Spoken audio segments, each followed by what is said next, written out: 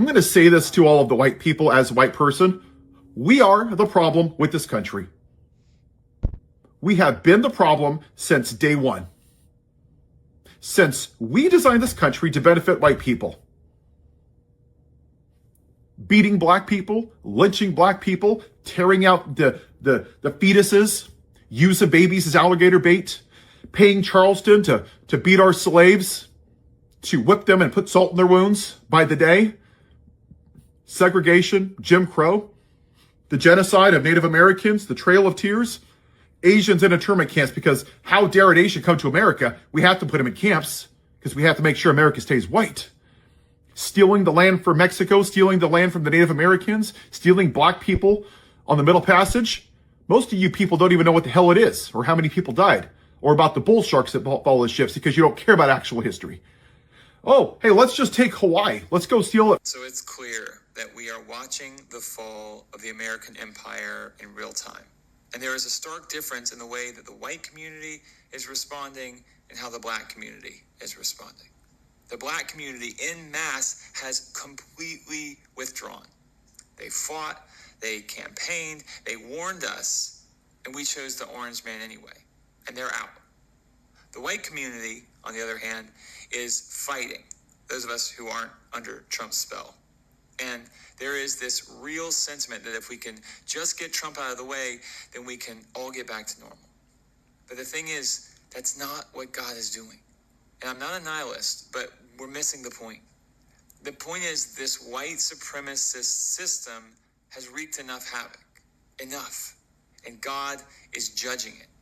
And the fact that we are clinging so hard to it makes me wonder, what does the black community see that we don't, that's allowing them to totally let go right now? What we see is the racism. White folks don't see it at all, and that's exactly why we're here. See, the system is built so white people can walk around blind to the everyday systemic racism that it dishes out on black and brown folks, especially black folks. And yes, America is burning right now, and rightfully so. And that's why y'all care on a mass level, because it's going up in smokes and flames, and black folks shouldn't lift a single finger to save it. Let the whole system collapse, because at the end of the day, this empire was built on the backs of enslaved Africans. Stolen labor, by the way. On redlining that locked black families out of wealth. On Jim Crow that kept us down for generations. And on cops who still brutalize us today in the streets. It was never meant for us. It was built by the ruling class and rich white landowners. And Malcolm X told us once in Raw back in the day to stop sweet talking a white man.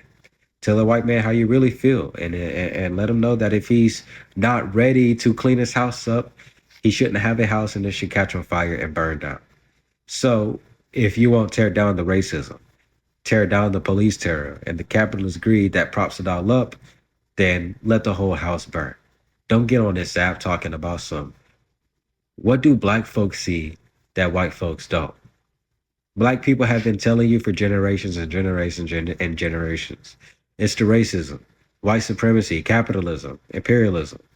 Y'all just chose not to see it and not to listen. And now y'all are choosing to listen and see it now that it's hurting white people on a mass level. Why do you think white people get almost double angry with white people who speak out? I believe that the most threatening thing to a white supremacist is not a person of color. It's a white person who disagrees with them. Because white people listen to white people instinctively more than they listen to people of other races.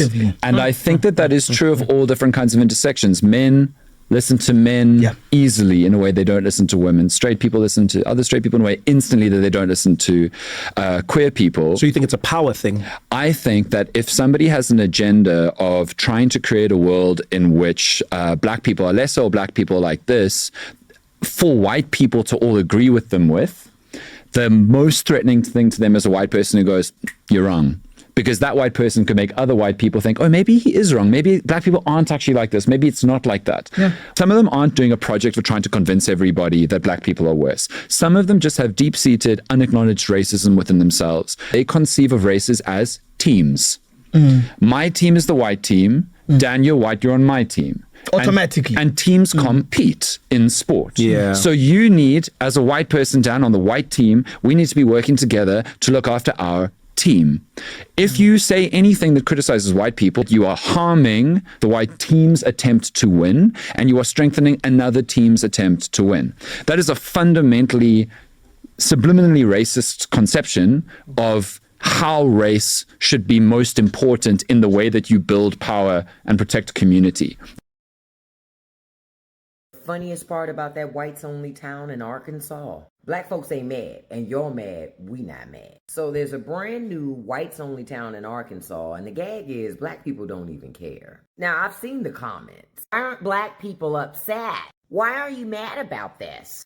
We gonna clear this up right now. Nobody's upset, Poopo. See, the one thing black people ain't gonna do is lose sleep over other people that want to create a safe space for themselves. Build your own little town, plant a flag, that's fine. Hang a welcome sign, whatever makes you feel good. Honestly, we gotta be real about something, because I saw the interviews, I saw the clips. This ain't a town of exceptional people. I mean, think about it. If you drop everything to move to this town, you probably already didn't have much going on anyway, right? And that's not shade, that's facts. So the question is again, why should black folks care? This is the part that cracks me up the most. Y'all want us to care. I see the confusion in your eyes. I see it. Y'all like, don't the blacks care? Don't they want to be where we are? Nah. We just want to make sure when we build our communities, we're not cheated out of the things that we're supposed to have.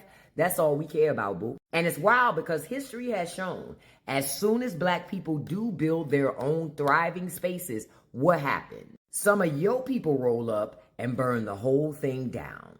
But we're supposed to believe now y'all just want to be left alone. Child, I'm going to tell you what really gave it away for me, though. The fact that they ran to the media. That's not privacy, y'all. That's desperation.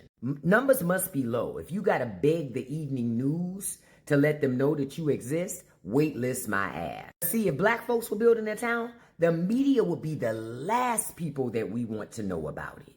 We gatekeep. We ain't trying to broadcast. But y'all couldn't wait to hold a press conference. That's not security, that's thirst. So no, we're not upset, we're not jealous, we're not even plotting to crash your party. Because truth be told, we really don't care. And honestly, that's what really bothers y'all. You want to know why white people want to build their own communities? I'll explain. My neighbor, he's a landscaper. That's how he makes his money. That's his whole livelihood. Without it, he wouldn't be able to feed his family. And he recently went to Florida for an entire week on vacation and left all of his equipment out. Now we're talking thousands of dollars worth of equipment, zero-turn lawnmowers, $1,500 weed eaters. He left it all out here, hooked up to his truck. Now, would you think he'd be able to do this in a, urban area or a city? Hell no, it'd be stolen that night he left. And he's been gone for 3 days now, and it's still there. Why is that? Well, it's not only because it's a white-only community, but because it's a very high-trusting community. We trust each other. We trust our neighbors. We look out for each other. We wave to each other as we drive by. This is a community where we don't lock our doors at night. We don't lock our cars at night. So if you want to know why, that's why white people want to build their own communities. I think the biggest takeaway is not whether you agree with every speaker or not. The biggest takeaway is that there are two different experiences being described here, and that is what makes the conversation so emotional. Throughout these videos, several people argued that Black Americans have been pointing out problems in the system. We talk about racism, discrimination, inequality, and the way history continues to shape people's lives today.